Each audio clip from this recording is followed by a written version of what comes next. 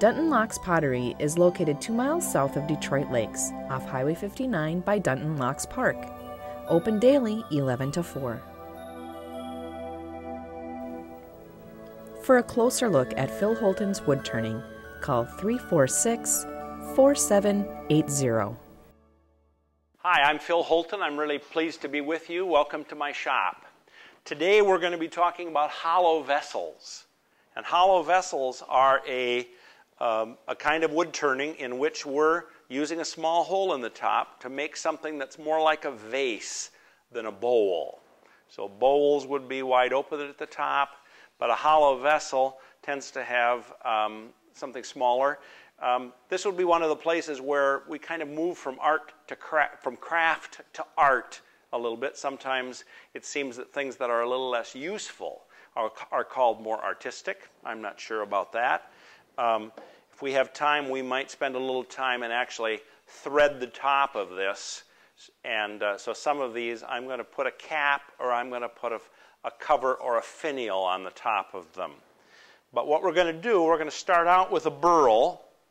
And this is a burl. This piece of wood here, this hollow vessel actually came from it. So I know something of what it's going to look like. I've kind of scoped out the outside. I think that this might be a size that would about work. So I'm going to cut this and get it ready to turn.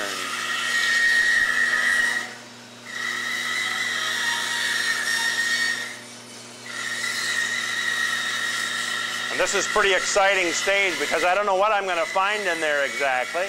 I have an idea after doing this a lot of times, but I'm pretty sure it'll be quite interesting and quite lovely.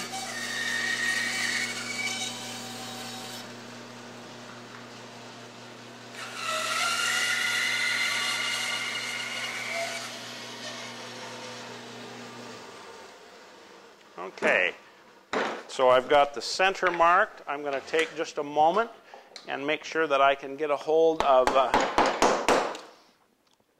some good wood for my center, because I certainly don't want this flying around.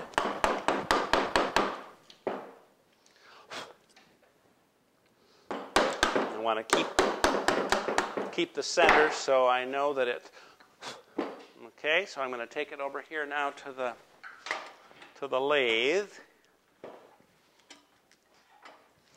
And here's the center. I'm going to pound this in so that I can spin it.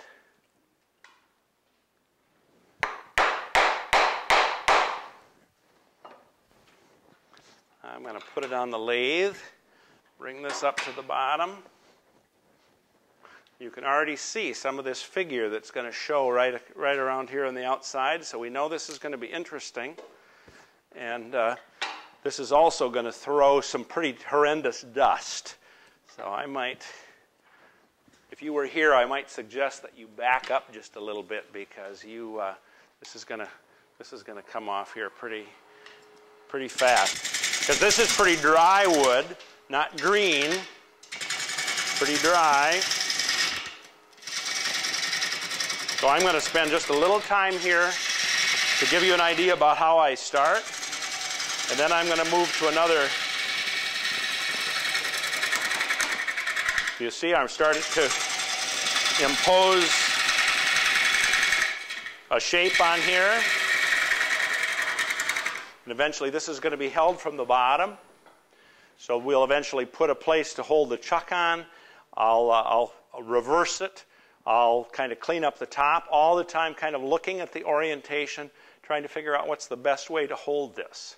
Okay, so I'm already going to take this out, and I'm going to bring this piece that I'm a little further along with, so you can get an idea about how we proceed. So this is also black ash, but you wouldn't know it because it has a totally different look to it. And so I'm a little further along with shaping this. But one of the things we'll also do here is that we'll mount a drill. So we're going to do a little bit of the of the cleaning out of this with the drill.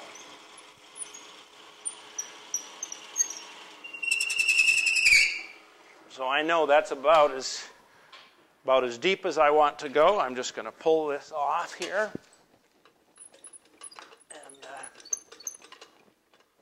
I don't want to bump into that. That would be sharp. And then, now we're going to start doing some hollowing inside. And I've got a pretty interesting tool here. This is called the Stewart system. You can get an idea that this is a pretty substantial tool, and really helps when I'm hollowing here. So what's going to happen?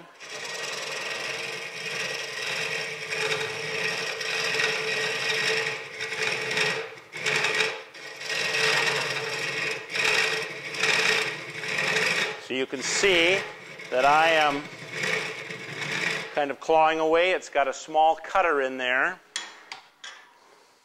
And I'm not going to blow this out, but then very often I have to stop and either vacuum or pull some stuff out of there because it doesn't hold very much. So I'm working my way down inside and working my way down inside to hollow it. And I'm working to be a kind of uniform thickness inside. And that's the trickiest part of all. Sometimes I get some little cracks in here that I might need to be patching, because the stuff that I want to use is pretty distressed. It's beautiful, but sometimes it gives me a run for my money. Sometimes I feel like I'm kind of wrestling with it. But makes it very, very interesting to use. Now I'm going to pull this out of here, and I'm going to switch to one that's even a little further along, so you can see a little further into the process. So this one is almost to final thickness, and it's interesting. It dries. I can even tell by tapping on it that it's getting to be fairly dry. This is also distorted a little bit in the process, so I'm not going to turn up high where it's more distorted. I'm going to be working down a little bit lower, and I've got some interesting little tools here. I make the handles here. So now I'm working down inside, and you see it, you have to have a little imagination about this, because I can't see how thick it is, but I can kind of hear it. And I'm not going to take too much out here, but a little bit. It's very hard right at the bottom to take that little nibbit at the bottom off. Okay, so that's the way I'm going to do that. Now I'm going to show you an interesting little thing that I'm going to do here at the top. I'm going to true it up right here at the top.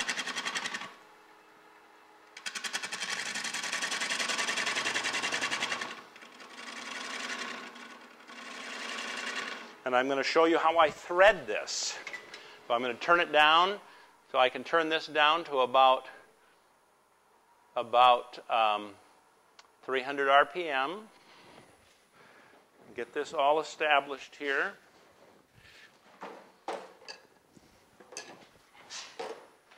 And I have right here, it's really quite an old tool that has like a little comb on the side, very sharp.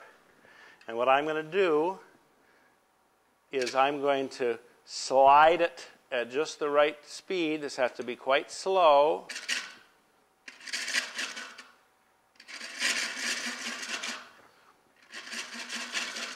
So it's pulling me through.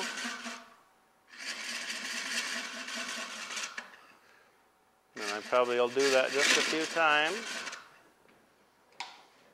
And can you see those threads? See those threads? So that's the way that I'm going to thread a top onto here. And I could make a pet cremation urn out of this with a cover, or I could put a finial on it. But it will be even more interesting with some colorful ebony or other kind of thing coming up here like this. So these are hollow vessels, kind of moving more into artistic. than craftsmanship. We can make them big. We can make them very, very small. So very, very interesting and exciting, I find it to be.